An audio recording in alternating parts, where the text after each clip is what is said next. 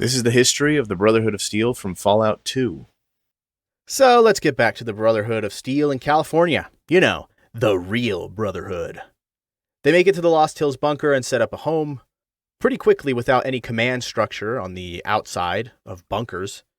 They had people who were lining up to join them.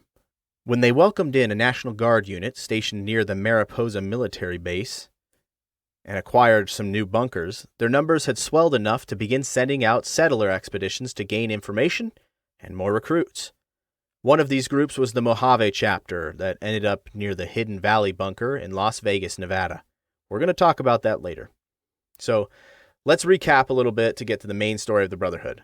Let's go to Maxon, and his fledgling Brotherhood arrives at Lost Hills.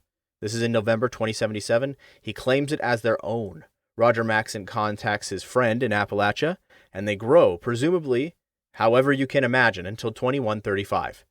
Roger Maxon dies of cancer. Right, I mean, we can't all become ghouls and live forever.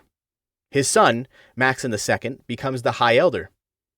Remember, the first Roger Maxon made up a whole set of ranks and titles for the Brotherhood of Steel. So, High Elder is the main leader.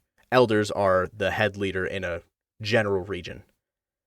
They grew and grew because people in the wasteland were like, hey, those guys have food and a reason to live. And nothing worth mentioning happened for a while until 2142, when the Brotherhood stopped taking on new members because they had become so large, they could just have kids and have those people replace them.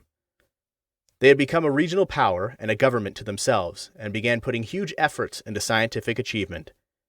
But they never used their influence to do bad science things because they weren't supposed to. If you want to know the full story of the Brotherhood of Steel with all of the details, click the link below for the full video.